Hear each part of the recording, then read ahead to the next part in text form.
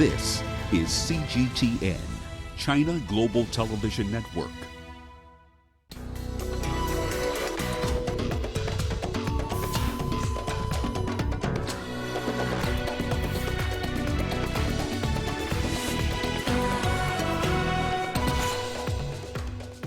A UN report says Central African Republic is getting safer as the peace deal holds. Tunisia's premier announces his presidential election candidacy. And hidden mysteries lie in wait inside Kenya's rich fossil treasury.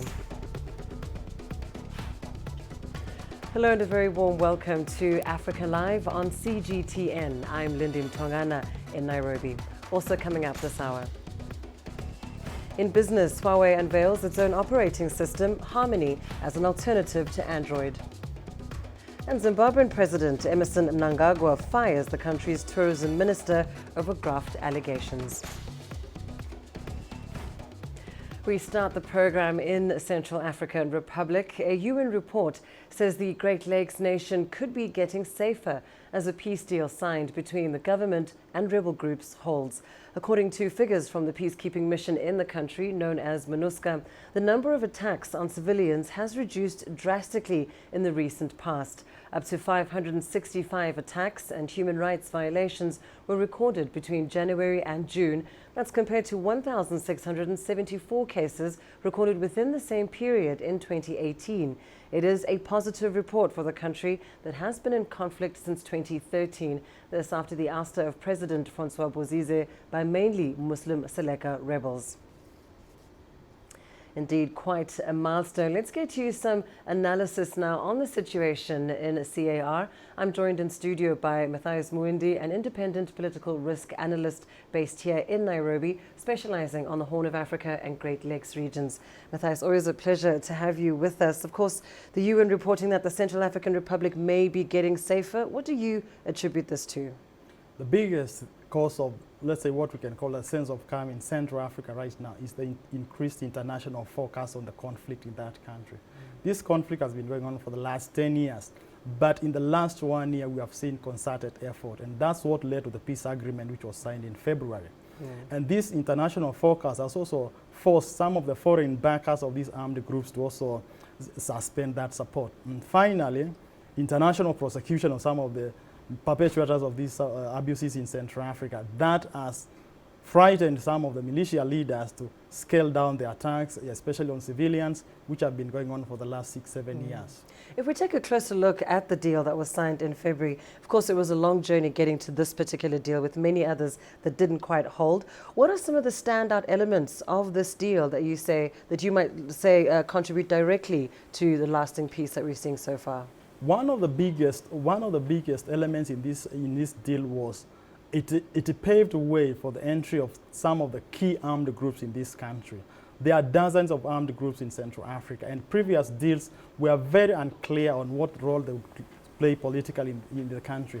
But now they have specific roles. So when you look at it specifically, there are provisions in which some of the most powerful militia leaders were appointed to very senior positions, especially, as security advisors to the Prime Minister.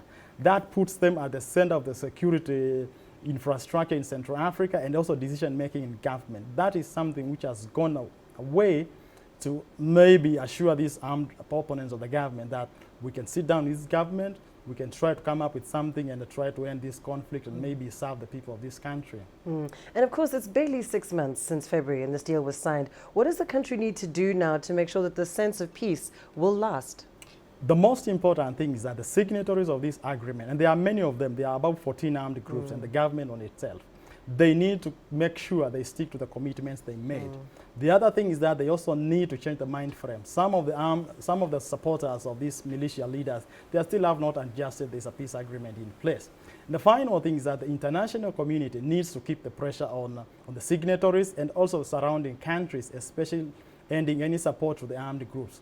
Finally, the international community has to ensure that the prosecutions of any perpetrators continues, because that is the only way you can assure people in Central Africa we have a peace agreement. They don't want to see it as another arrangement whereby political leaders and armed militia leaders share power, but the abuses which were perpetrated nobody is held accountable for that. Exactly. That accountability is key. Thank you so much to Matthias Muindi here in studio with us on those latest developments in Central African Republic. Let's now head to Italy, where more migrants have arrived despite the passing of tough laws aimed at curbing illegal migration. A video has emerged of a small fishing boat docking on a secluded Italian beach and later dropping off around 40 migrants. It's not yet known how the boat managed to evade Italian authorities before landing on Punta Bianca. Most of the migrants are thought to have come from Tunisia. Such cases are locally known as ghost landings. Italian Interior Minister Matteo Salvini and his far-right League party recently increased the maximum fines for ships that enter Italian waters without authorization to $1.12 million. Now, Libya has deported 141 Sudanese migrants from Benghazi's Benina airport as part of a voluntary return program. The head of the Benghazi Department for Countering Illegal Migration said the group that was deported on Thursday did not include any children. This trip is the first in a program that aims to voluntarily return migrants who do not hold legal residency on Libyan soil. CGTN's Bero Oro brings us the story. Libya is one of the main departure points for African migrants fleeing poverty and war to try to reach Italy by boat, but many are picked up and brought back by the Libyan Coast Guard, supported by the European Union. The trip starts from Benina Airport and ends in the Khartoum Airport. People smugglers have exploited the turmoil to send hundreds of thousands of migrants on dangerous journeys across the central Mediterranean, though the number of crossings dropped sharply from 2017 amid an EU-backed push to block departures. We have come from the border triangle, and from there Libyans took us to the town of Kufra, and from Kufra we were taken to Adabia. In Adabia we were arrested and every person had to pay 2,000 dinars, and some 1,800 and others 1,500 dinars. With the existing dangers and promise of hope in the new Sudanese government, the first round of voluntary return migrants is expected to short-circuit the flow of migrants northward. I'm going back to Sudan. I'm a married man and I have children. I came here to work and provide for my children, then go back to them. My children are in school, and thank God I have taken what God has destined for me, and I'm not going back to my children to look for new work. The efforts by the Libyan authorities are appreciated, as well as Sudan's General Consulate when it comes to Sudanese migrants and to the International Organization for Migration. And we are grateful to the Libyan authorities for the cooperation and support that they always give to all Sudanese migrants with and without residencies who are flowing from all directions to Libya. Some are looking for jobs and are unsuccessful, while others try to migrate to Europe. Migrant detention centers are normally under the government but often controlled by armed groups. Aid workers and rights groups say abuse, including beating and forced labor, is rife and have long appealed for their closure. But the centers have continued to operate, repeatedly caught in the crossfire of fighting, whilst receiving new arrivals from boats intercepted by Libya's EU-backed Coast Guard. Beryl Oro, CGTN. In Chad, at least 37 people have been killed in ethnic fighting between farmers and herders. The clashes have been going on for the last 3 days now in the province of Wadai, which is a strategic area on the eastern border with Sudan. Speaking at a press conference, President Idris Deby said the periodic conflicts between the two rival communities have become a national concern. And although the two sides have been having historical conflicts, drought and population growth have aggravated the situation in the region further. Meanwhile, rural communities in Africa are often on the receiving end of poor healthcare delivery. In Nigeria, most primary healthcare centers, which are designed to provide life-saving basic healthcare at the grassroots level, are faced with severe shortages of goods. Here's more on that story. It's a typical clinic day, and this primary health center in Kuruming community in Kaduna, northwest Nigeria, is open for operation. Mothers have brought their children here for vaccination and other treatments. Attending to them is this health extension worker. She's the only one attached to the rundown health center in a community of about 1 million people, and she only comes here about 3 times in a week. These other people working for her are youth volunteers from the community. In the clinic, there's no equipment to work with in the clinic. We don't have enough staff, no beddings, no drugs, no delivery items. There's no equipment for even minor surgery. There is no attendant. I'm the only one here. I'm both the staff and the attendant. From the outside, it's difficult to imagine this is a health center. It looks more like a long abandoned building with part of the roof blown off. Inside, it looks empty and disused. We have been complaining to the federal government, state government, even the local government, but up to now there is no response. People are dying. We, the members of this community, contribute buying the medicine, the medical equipment for our people, for our residents of this locality, but we have been left behind. The state of this primary health center is a reflection of most of the grassroots health centers across the country. In May this year, the Nigerian government disbursed $16 million to help revamp primary health centers across the country under its Basic Healthcare Provision Fund. Some civil society organizations now say they would track the money to ensure it gets to health centers like this one. The vulnerable group need to feel the impact of this money. The women, the pregnant women, the under 5 children, the people living with sickle cell, people living with malaria, with HIV/AIDS, with tuberculosis. These are the vulnerable group at the community. They need to feel the impact of this fund across the entire country. Nigeria has one of the world's highest maternal mortality rates. Nearly 20% of maternal deaths happen here. The rate of under 5 mortality is also among the highest in the world. And poor health facilities like this one in rural communities are the reasons for the high mortality rates. Health authorities are seriously hoping the Basic Healthcare Provision Fund would change the dynamics of primary health centers in the country. Deji Badmos, CGTN, Lagos, Nigeria. Tunisian Prime Minister Youssef Chahed announced his official candidacy for the presidential elections. Chahed was not selected by the country's ruling Ennahda party as its candidate. The Islamic movement opted for Abdel Fattah Mourou, the current parliament speaker, to run for office.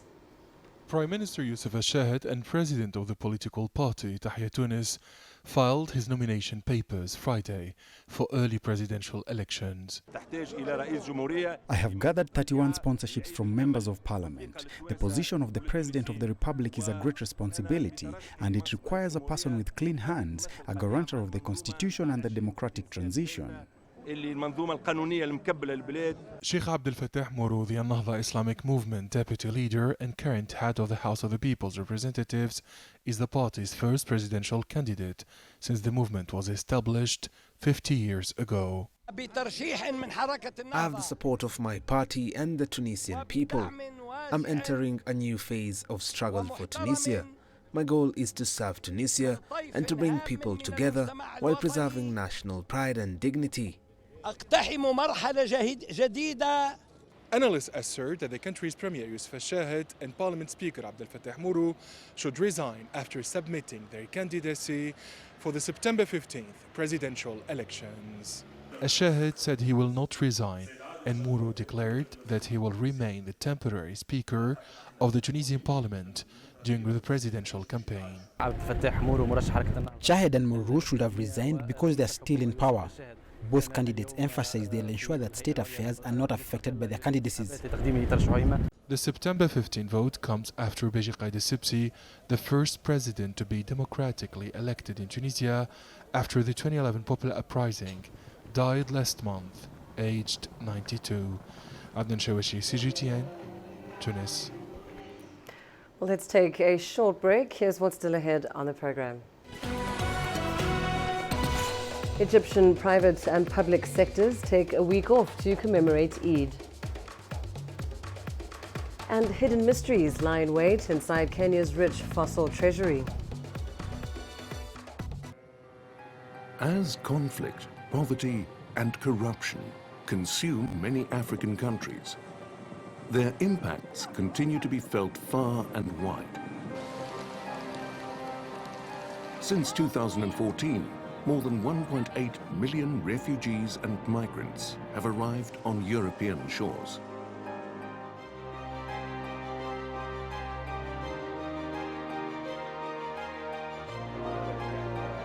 While some seek refuge, others hope for opportunities. Sicily is on the front line of Italy's migrant their home. Africa Live. Find your voice.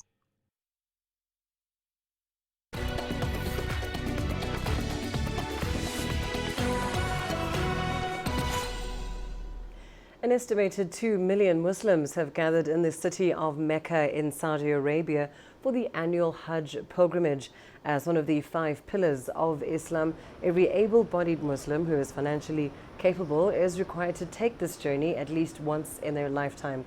The pilgrims will walk around the Kaaba, a cube-shaped structure at the Grand Mosque of Mecca, at least 7 times. Afterwards, the worshippers are expected to climb Mount Arafat, where they'll gather for prayers and recitals. And from there, they'll participate in the symbolic stoning of the devil by picking up pebbles along the way to an area called Muzdalifa. The series of religious rites are expected to take place over a period of 5 days. Today is the phase of getting up the pilgrims from Mecca to Arafat. Since 6 o'clock in the morning, we sent some of our pilgrims there. The number of our pilgrims is 3,100. We still have 1,000 pilgrims to go. The facilities here are good, and we are here to serve the pilgrims. Well, the Eid al-Adha festivities for Muslims around the world begin on Saturday evening for 4 days. Muslims celebrate Eid twice a year, but for each Eid there are different rituals. Yasser Hakim looks at how Egyptians are preparing for this week's event. Eid festivities are back. This year, most of the private and public sectors have taken the whole week off. There are certain traditions linked to the Eid. Essential is buying new clothes to the children to spend the Eid.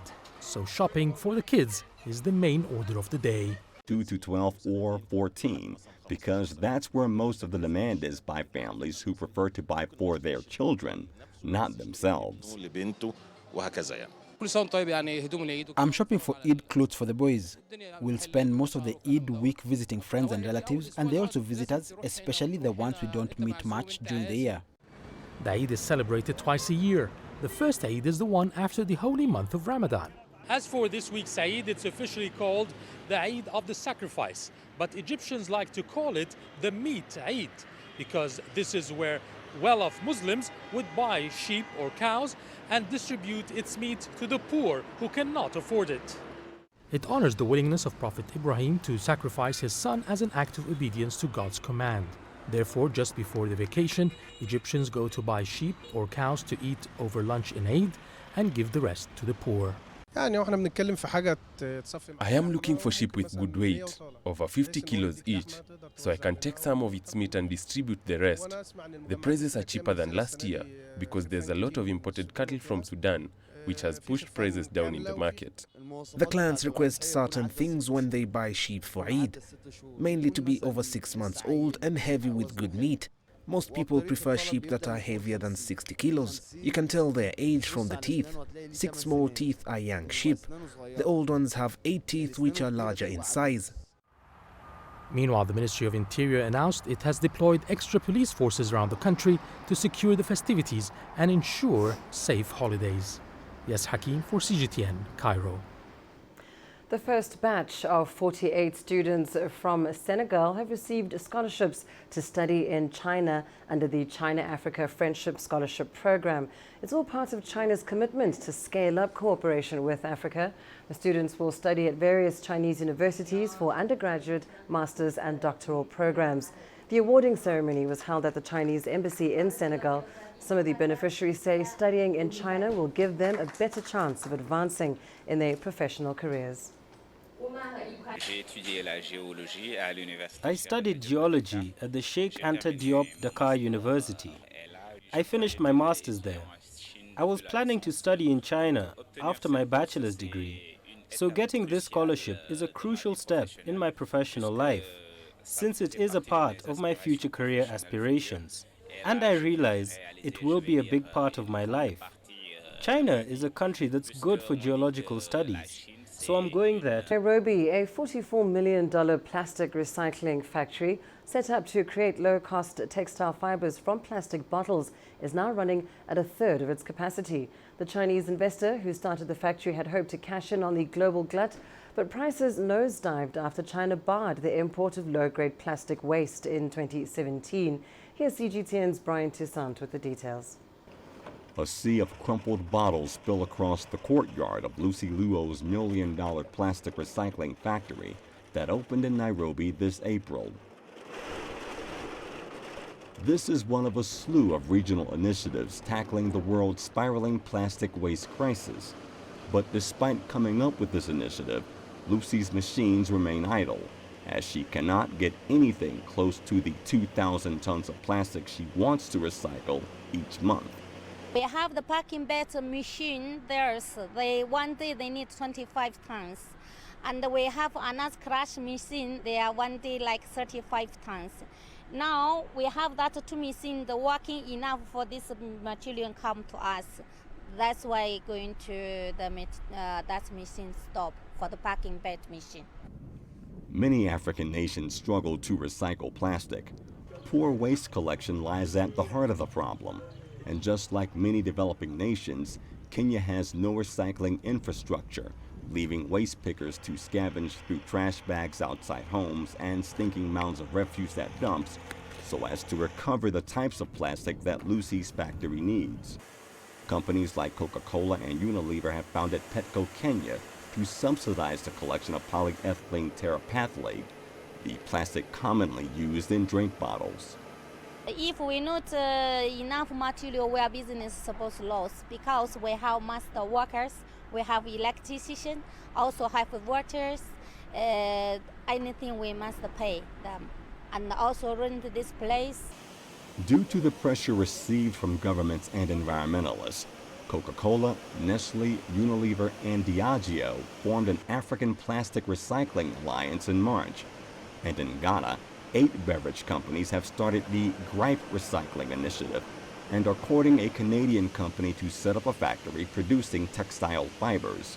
According to an October 2018 Greenpeace report, consumer brands Coca-Cola, Unilever, and Nestle are among the world's biggest producers of plastic trash.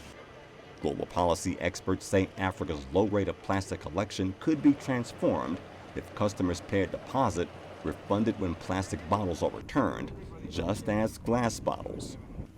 Brian Toussaint, CGTN. Africa is the cradle of evolution. However, the trail is often hard to track because of limited efforts directed at archaeological records of man and life in East Africa. In Kenya, the main repository of archaeological records, the National Museum in Nairobi, struggles to create space for the freshly unearthed remains while discovering precious unmarked pieces among the historical files. Vero Oro brings us that report. The National Museum of Kenya's Paleontology Department has a collection unrivaled in East Africa and one of the world's great fossil treasures.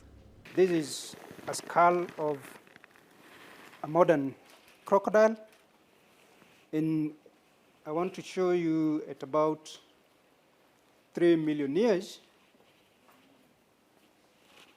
the kind of crocodiles that used to exist during that time. Though celebrated, the Institute faces a great challenge.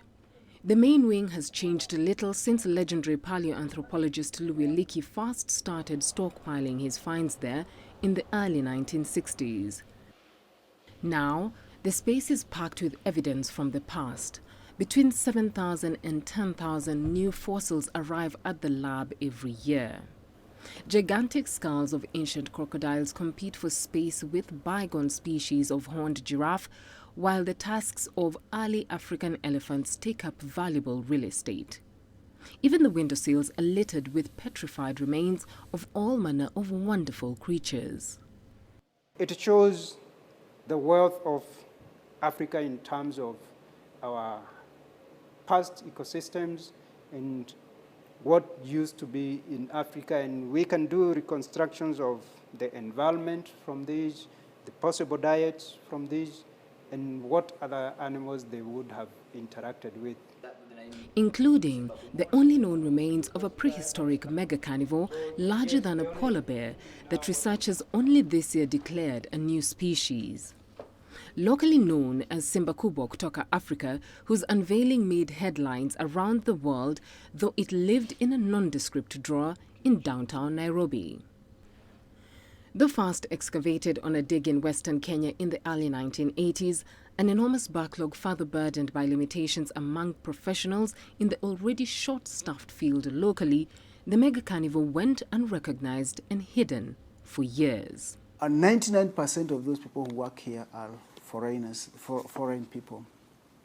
So it will be important for people in Kenya to understand the importance of this to the country and venture or study things to do with human origins and evolution.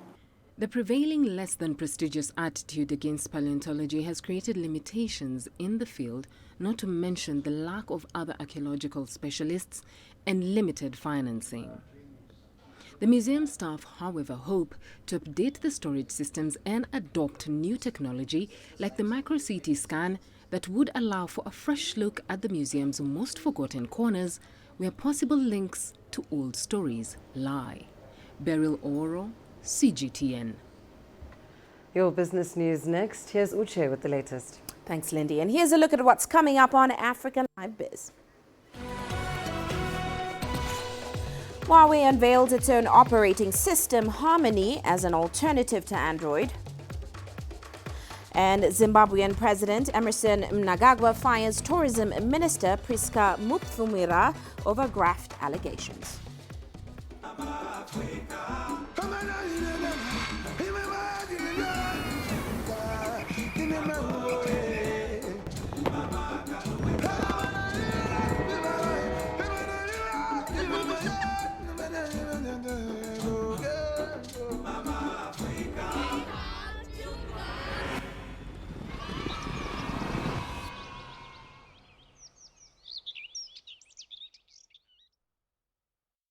Nigeria is my home. 160 million vibrant, ambitious individuals constantly seeking the perfect self-expression. It is these people who inspired me to be that person that is seen, to be a voice that is heard, and ultimately to be the anchor that I am. I have to tap in, tune in, and turn on the very best qualities within me to deliver the news. I'm Richard Nta, an anchor for CGTN.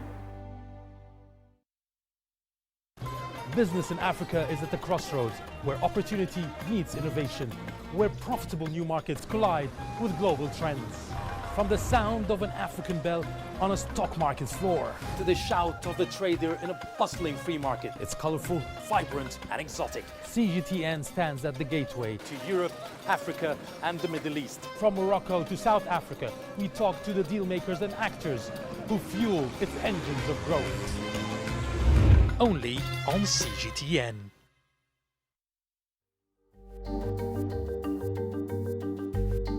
Africa Live. Find your voice.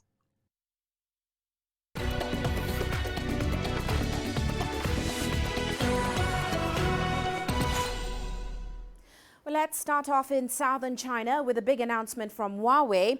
The Chinese tech firm has unveiled a new operating system called Harmony. The announcement came during its developer conference in the city of Dongguan. Now, the company says the new system is lightweight, compact, and powerful.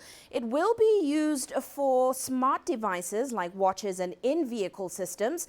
Huawei plans to roll out Harmony OS in the Chinese market first before possibly expanding overseas. Its success will depend on a dynamic ecosystem of apps and developers. To encourage more people to adopt the operating system, Huawei is releasing its open source platform worldwide. The company will also establish an open source foundation and community to support more in-depth collaborations with developers. Richard Yu, the CEO of Huawei's Consumer Business Group, told CGTN that Harmony OS is designed for global smart device users. Harmony OS is not designed just for smartphone, but for all the smart devices. So we have the capability to make this is our OS is for the next generation OS, the leading technology for the new generation, next generation OS. So it's kind of running for all the smart devices, all AI, all the smart devices. We want it to be a global standard, not just Huawei's Harmony OS. It's a worldwide, the global Harmony OS is for everyone. Well, heading back to the continent, Zimbabwean President Emmerson Mnangagwa has fired Tourism Minister Priska Mupfumira, who was last month charged with stealing $95 million. She, of course, is the first cabinet minister to be charged by a newly formed anti-graft agency. Mupfumira has been in detention awaiting trial since a court appearance on July 26th. Now, Chief Secretary to the President and Cabinet Mishek Sibanda said in a letter that Mnangagwa had removed the minister from office with immediate effect for conduct inappropriate for a government minister. Transparency International says Zimbabwe loses about $1 billion to corruption every year. And staying in Zimbabwe, the government has reached an agreement with South African state utility Eskom to import an additional 400 megawatts of power to the country. Now, under the deal, the country will also pay weekly installments of about $890,000 towards the settlement of its current debts to the electricity supplier. CGTN's Farai Mwakutuya with more. There's light at the end of the tunnel for beleaguered business people for whom day had turned to night. Some financial engineering has restored power imports that had been stopped over non-payment. Authorities are hoping to secure more.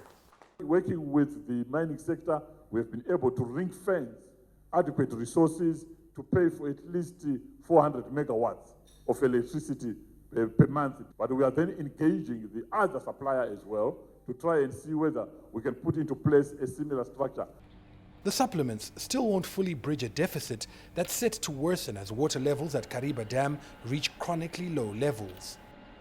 We were hit hard in Kariba, which used to produce close to 700 megawatts. It's now down to 250 megawatts because of the drought. So it means that the shortfall we have to import. The power utility says it might be forced to stop pumping water at the recently refurbished station by October if water levels continue dropping. While the ongoing crisis has been attributed to the drought, blame has also been pinned on the scant investment made in the sector in recent years. Existing power stations are old and produce only a fraction of what they are meant to, while other major projects have been slow to come on stream. There have been calls for restructuring the sector. You hear statistics to say this has owed over 1.2 billion by its customers, and you ask yourself a very standard question: which business would continue to supply goods to its customers who are not paying?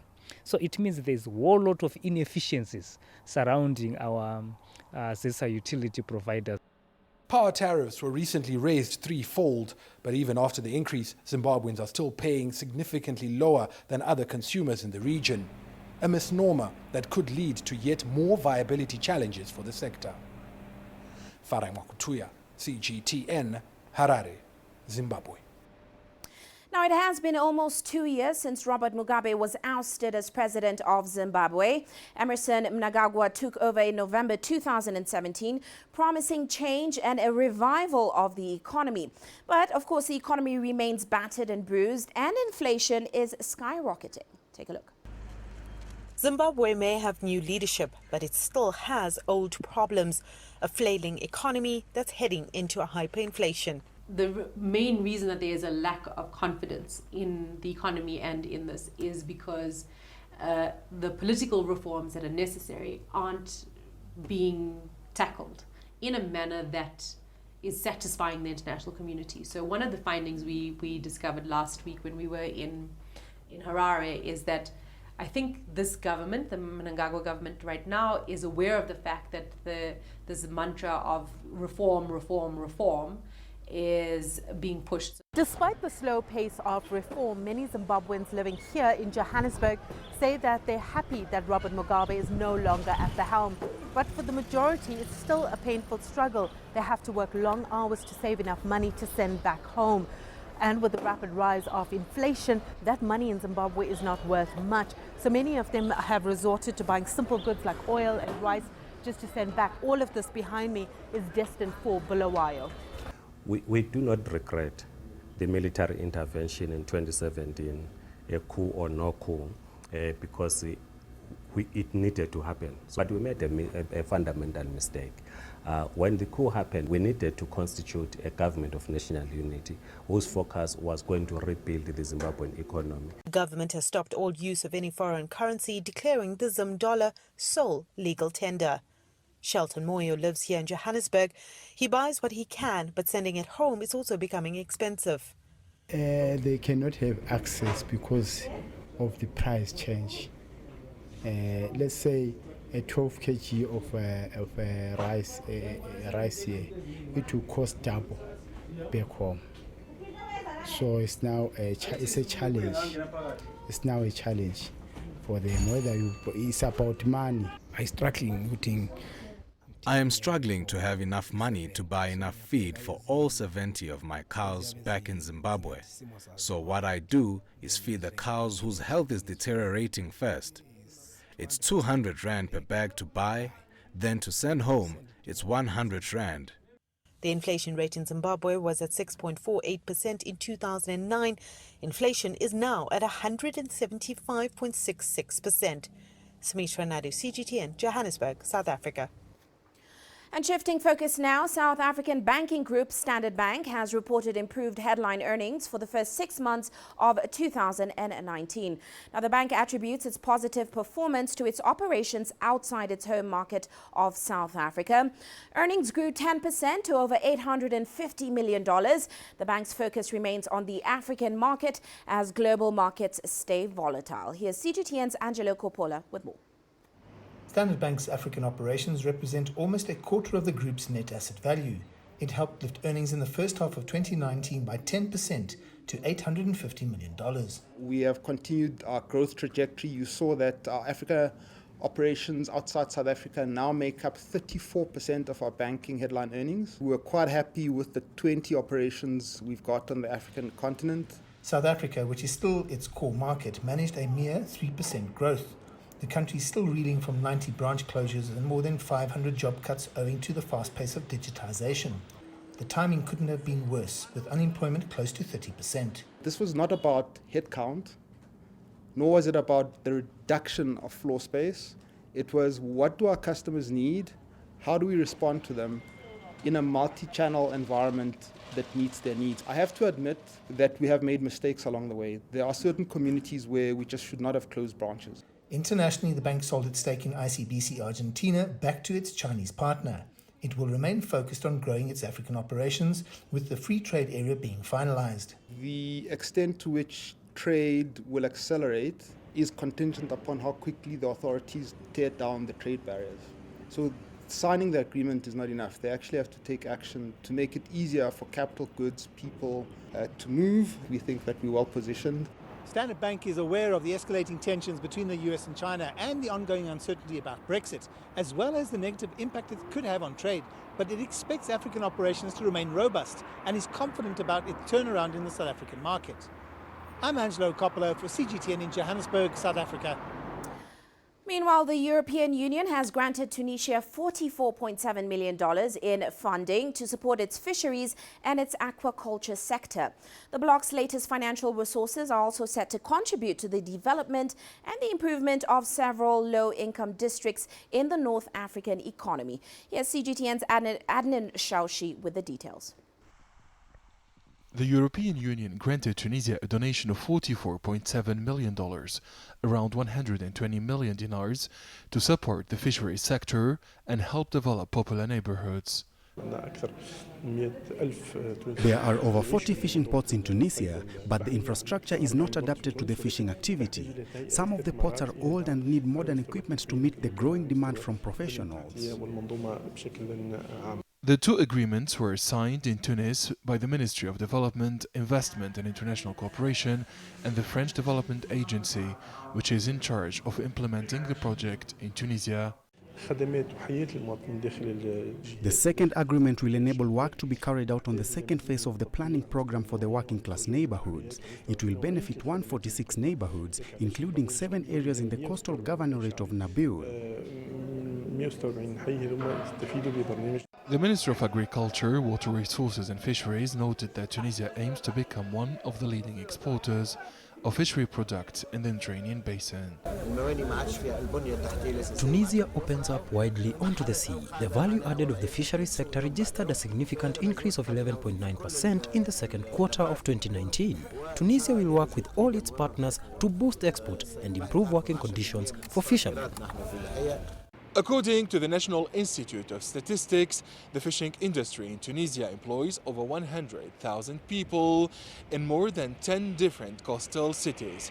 This vital sector represents nearly 10% of the country's agricultural exports, especially to Europe and Asia. Aden Shawashi, CGTN, Tunis. Well, that's all for now on Africa Live Biz. But coming up later on Global Business Africa, Ethiopia's central bank has granted a financial services license to a foreign-owned company for the first time, as, of course, Abe's economic reforms kick in the country. We'll be looking at what other reforms are taking place in Ethiopia. All that coming up top of the hour. For now, back to you, Lindsay. Thanks, Uche.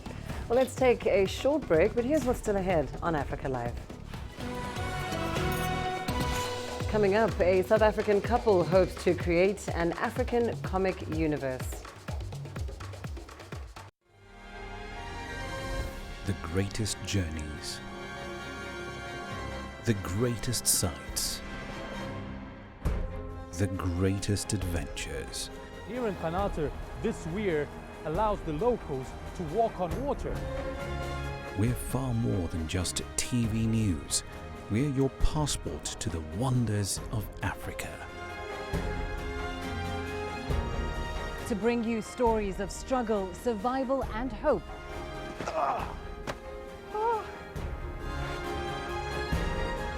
So let's explore.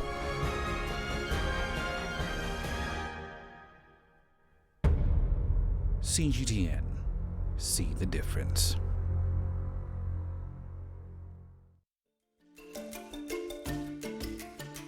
Africa Live. Find your voice.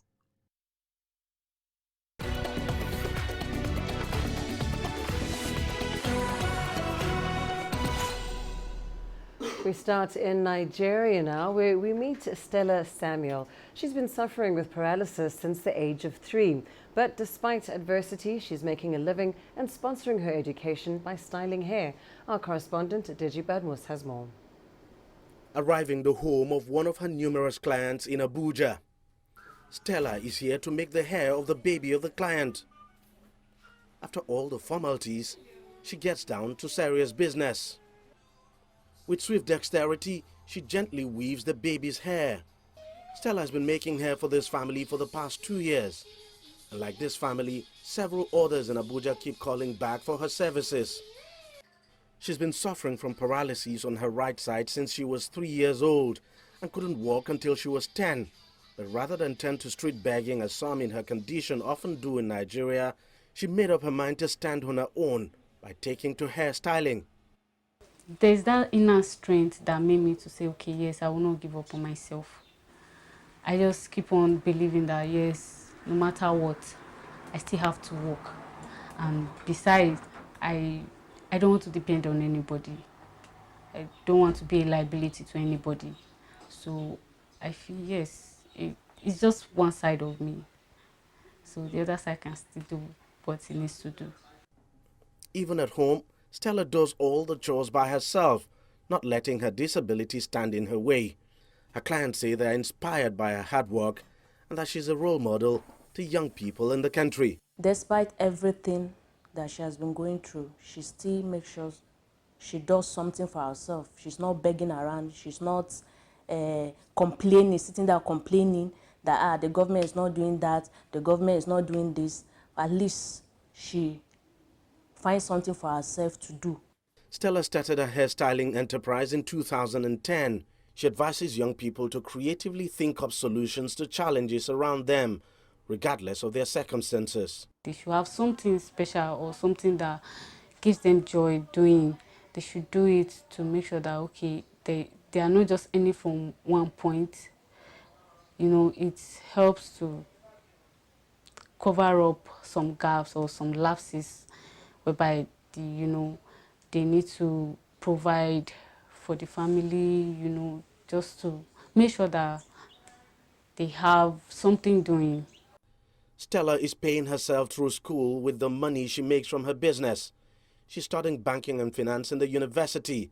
But beyond that, she says she plans to expand her business and hopes the story will be able to inspire disabled beggars on the streets to give up the trade and do something more dignifying for themselves. Deji Badmos, CGTN, Abuja, Nigeria. We've all been wowed by superheroes, enchanted by princesses, and irked by villains that have come out of the Marvel, DC, or Walt Disney studios. It is a $1 billion market that African illustrators have struggled to break into. But the Alili family is hoping to create their own comic universe, which they hope will one day rival the giants of the industry. CGTN's Julie Shire has more. Vanimax Comics is the vision of Jessica Alili and her husband. Their tough journey to pioneer an African comic book empire started 6 years ago. I wanted to start, this business for my children because I see that that's their naturally gifted talent. When we came out with Vanimax Comics, we did not have the finances. We even tried as much as going to the Ministry of Arts and Culture, but then somehow, as things always go here in Africa, it didn't work out. But this talented family of illustrators weren't discouraged. Their thoughts translate like poetry onto paper, and they're determined to bring to life African stories that have been buried by history. My character, Nyasha Mawari. And yeah, I think a lot of people, when I show my friends or just people in general, they say, yeah, she looks a lot like Wonder Woman. And to be honest, I was inspired by, Wonder Woman, but I wanted to bring an African approach to it. These were warrior queens who were fighting for their countries. And so that was what I played into character with her, was to bring that history into a fictional character. So Super South Africa stands for, he fights for liberty. That's his thing. So he doesn't care where you're from or what color of skin you are. If you're being oppressed, he will stand for you. I was actually inspired by both Superman and Captain America when creating him. The Alelis have big plans to create a Vanimax universe to play a part in the billion-dollar global industry. The first step is an online black and white series called BW. We want to first introduce the world to our characters and the world to the Vanimax Comics brand. We really want Vanimax to be a core African comic brand that every kid in Africa should have a Vanimax comic toy or comic book or a t-shirt. So that's the end game, basically, to be global, to be as big as Marvel and DC. Ambitious, some might say, but where else does an alternative universe start from, if not from a dream? Julie Shara, CGTN, Johannesburg, South Africa. Here's a look at what's coming up in your sports news up next. All set for the opening day of the new CAF Confederation Cup season.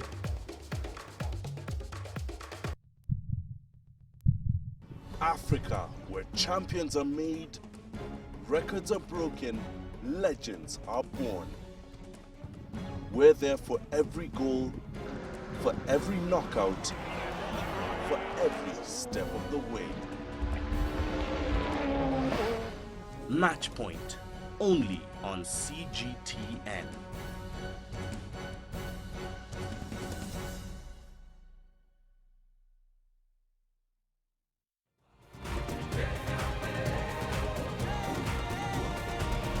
Africa Live.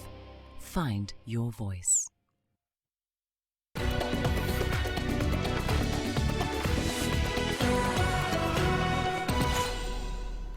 The 2019-2020 CAF Confederation Cup gets underway this weekend, with clubs across Africa getting down to preliminary rounds. Kenyan side Bandari Football Club will be hoping to make history in qualifying for the group stage of the competition when they come up against Al Ahli Shendi of Sudan. CGTN's Mohammed Abubakar has more. Kenya's domestic cup champions Bandari Football Club are sharpening their fitness and skills ahead of the 2019-2020 season. Bandari FC also finished second in the Kenyan Premier League. The domestic cup success means the coastal-based side from Mombasa has been rewarded with qualification to the new CAF Confederation Cup season. We have had one of the best preparations in many years as Bandari Football Club. As you can see, we were able to we started our preparation early July when we left for South Africa, played some good matches there against Cape Town and second NSL side. And then again we went for Sekafa in Rwanda. I think those were good enough for us to prepare our heads and minds and our fitness level, and also to know what we expect when we are playing CAF competition. So I think the boys are ready for the match on Saturday, and I believe we are going to do well. During our pre-season trip to South Africa and Rwanda, we were able to play against teams like Cape Town City in South Africa and also participate in the Sekafa tournament. We intend to have a great campaign in the CAF competition, and these pre-season friendlies have helped us a lot in gauging ourselves against teams outside Kenya. The Dockers will welcome Al Ahli Shendi Club of Sudan in the first leg of the competition on Saturday. We don't know what you're going to expect in Sudan. We don't know the conditions there. So we just have to win convincingly here so that we can go and protect our win there. Head coach Bernard Mwalala is well aware that his players don't have much continental experience, but says he isn't shy to push his side in believing that they can proceed to the next round. Bandari's only other appearance at the CAF Confederation Cup ended at the preliminary stage back in 2016. The Portside City Club now has their second bite at the cherry as they aim to make history in Featured in the CAF Confederation Cup competition since 2016. The Sudanese side are hoping to hit the ground running after making their return, as CGTN's Leon Senyange reports. It has been 3 seasons since these players took part in Africa's Club Championship. This weekend will see the return of Al Khartoum Soccer Club. The side is gearing up for a preliminary round clash with Djibouti's Ata Sola. In Sudan, we know the teams, we know the players, we can play, but now it's different. And to get them back in shape, head coach Khalid Hayden has put his squad through their paces. A friendly match against Uganda's KCC AFC provided much needed preparation. I've never played in Africa before. No, this is a different level for me. Now I come this friendly match. So you preparing yourself to a confederation match. It's like this is a very big team. If you can play against them, you can play anyway. The Ugandan side will face Namibia's African Stars in the top-tier competition, the African Champions League. It's been a worthwhile contest for both sides. Now the Ugandan and Sudanese clubs go into this month's continental club competitions confident of early victories, but going the distance is the much bigger challenge. Al Khartoum's best performance to date was reaching the first round of 16 in 2011. This time round, they are hoping to go even further. We hope to play well, and we want to take it game after game. There is every possibility we can advance. If they progress, Al Khartoum will face either DR Congo's Motema Pembe or Cameroon's Stade Renard de Melong. That will mean more hard work on and off the field. Leon Senyange, CGTN, Kampala, Uganda. South Africa's commercial capital of Johannesburg has very few recreational and sporting facilities for children living in the inner city. With few opportunities, some turn to a life of drugs and crime. To address this problem, the Johannesburg Canoe Club and Sports for Life have joined forces to develop canoeing as a sport of choice amongst the youth of the city. CGTN's Julie Shire has more. For many children here, opportunities are limited. Sports for Life and Johannesburg Canoe Club use canoeing as a vehicle to bring hope to these children.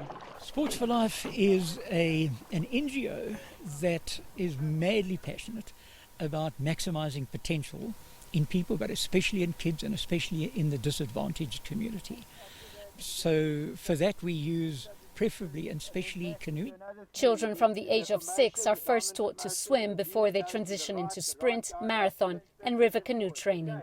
It's my passion. I've been paddling for 40 years and I've been the coach for 30 years. They've got to be able to swim before they even can get into a boat. They've got to do things like falling out and not panicking and turning the boat over and getting to the side and emptying the boat out. So I get their style right. I coach them their right arm length, and then I teach them how to sit on a wave and how to get the best position in a bunch and that type of thing. Since 2016, children have been taught the art of canoeing, and it has improved their life skill sets. It changes their life completely. They see a different way of life. They see how the better society, the people in society work, and I show them life, like what life's all about. And then I guide them. I guide them in career, because most of these little guys say they want to be professional soccer players, and then they've never even played soccer. Okay, move into your diamond. Canoeing, they teach you never give up in life. As me, I never gave up. Yeah, canoeing takes it off the streets.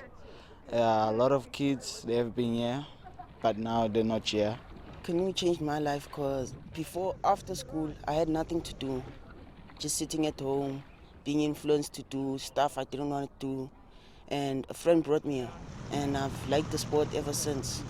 Paddling has done a lot for me, really showed me the way of life, and it made me believe in myself. It changed me in terms of my education and in everything that you do, and have respect in yourself and everyone else around you. This partnership has been so successful that over the years it has produced multiple champions, but most importantly it has changed the lives of many children and given them a purpose. Julie Shara, CGTN, Johannesburg, South Africa. And that is where we leave it for this edition of Africa Live. Do send your feedback to the contacts on the screen and follow us on social media. I'm Lindy Mtongana. That's all from me this evening, but don't go away. Uche returns after the break with tonight's edition of Global Business Africa. Stay tuned.